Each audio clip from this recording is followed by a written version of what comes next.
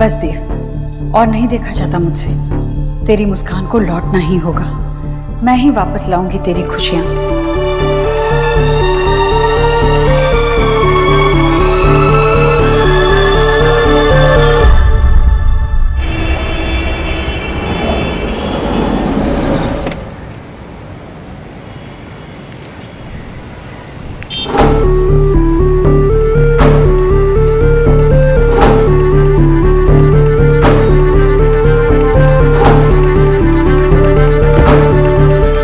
दादा सोना ठीक तो हो जाएगी।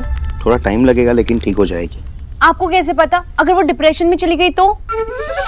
ऐसी बातें मत कर। वो मेरी बहन है, मैं उसे अच्छे से जानता हूँ। ऐसा कुछ नहीं होगा। आप ना कुछ नहीं जानते, मस्का राशिफल पढ़ती हूँ। आपके जीवन में एक निर्णायक क्षण आएगा। दादा, निर्णायक क्षण क्या होता है? एक ऐसा क्षण जहाँ पर इम्पोर्टेंट डिसीजन लेना होगा। ओह गॉड, अब क्या होने वाला है सोना की लाइफ में? तेरा कुछ नहीं हो सकता। अपने भाई पर भरोसा नहीं है और ऐसे पेपर पर भरोसा रखती है। क्या खुसर पुसर चल रहा है? मैं कॉफी बनाने जा रही हूँ। आप लोगों में से किसी को पीनी है? नहीं। मेरे लिए। अरे हेलो। हाँ हाँ, नहीं वो मैं बात कर रहा हूँ आपसे।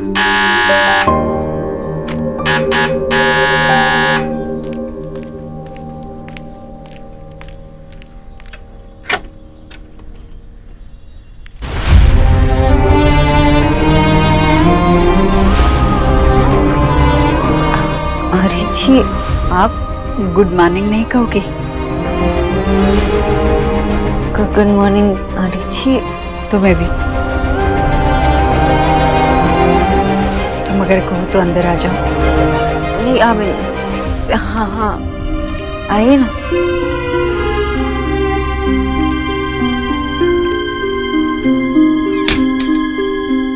तुम्हारे माँ बाबा कहाँ हैं? वो बाहर गए। अच्छा, बैठिए ना। आप कुछ लेंगे?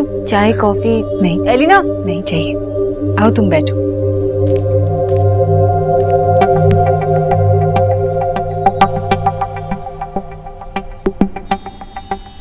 मैं तुम्हें मनाने आई हूँ। बेटा, देव से शादी कर लो। मुझे पता है कि जो कुछ भी तुम्हारे और देव के बीच में हुआ, जिस भी वजह से हुआ, वो बहुत बुरा हुआ, नहीं होना चाहिए था। पर अब हम सब ठीक कर सकते हैं। बस मैं इतनी ही कोशिश करने आई हूँ। तुम देव से शादी कर लो।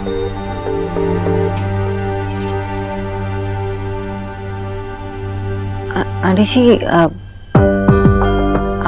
बड़ी है। अच्छा बुरा क्या है इसकी परख आपको मुझसे बेहतर पता है, लेकिन अपने लिए क्या अच्छा है बुरा है इसका डिसीजन लेना तो मेरे माँ पापा ने मुझे बहुत अच्छी तरह सिखाया। और कुछ गलतियाँ सही नहीं हो सकती। आंटी जी, देव मेरे ऑफिस आए थे और मैंने उनको जवाब दे दी। मैं उनसे शादी नहीं कर सकती aunty ji, I am sorry. मुझे पता है तुम ऐसा क्यों कह रही हो, क्योंकि तुम्हें लगता है ना कि मैं ये सब देव के लिए कर रही हूँ, और तुम ये सोचती हो कि मैंने तुम्हें मन से नहीं अपनाया है। पर तुम्हें बताओ, तुम्हें अपनाने के लिए मेरे पास वक्त ही कहाँ था। मैं तो बस इतना ही जानती थी कि तुम मेरी न्यूट्रिशन हो, बस। और पहले भी हमने जब इसके बारे में बात की थी, तब भी मैंने यही कहा था ना कि जो भी फैसले लिए तुम दोनों ने लिए, मेरे पीठ पीछे लिए, तो खैर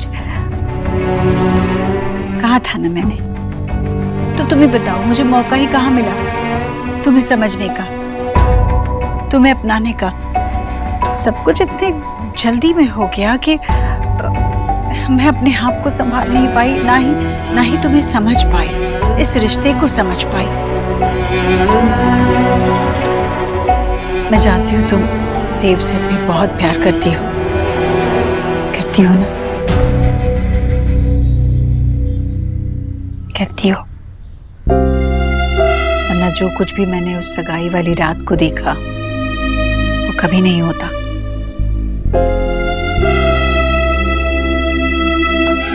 आंटी जी, वो रात को मैंने बहुत अलग तरीके से इमेजिन किया था, लेकिन वो उस तरह नहीं हुआ। मैंने अपने पेरेंट्स को बहुत दुख पहुंचाया। आंटी जी, शायद आप अपनी जगह सही हो, लेकिन मैं इस रिश्ते को एक्सेप्ट नहीं कर सकती, और मेरे पेरेंट्स भी देव को कभी एक्सेप्ट नहीं करेंगे। देव ने ऑलरेडी उन्हें बहुत हर्ट किया। मैं ये रिश्ता एक्सेप्ट नहीं कर सकती, मैं उन्हें और डिसअपॉइंट नहीं कर सकती, और शायद ये ठीक भी है आंटी जी, क्योंकि हमारी फैमिलीज बहुत अलग है, सोच भी बहुत अलग है, तो शायद साथ में रहना तो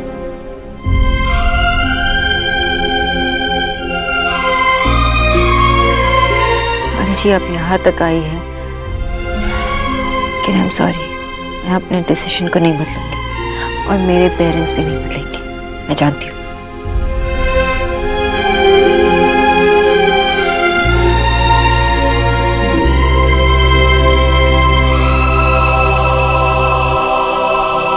आंटी जी, वो मैं काम पे जा रही थी तो। हाँ, मुझे माफ कर देना। हाँ, तुम जाओ, मैं तुमसे वक्त लेकर थोड़ी ना आई थी। जाओ, तुम्हें देरी हो रही होगी, मैं यही इंतजार करूंगी।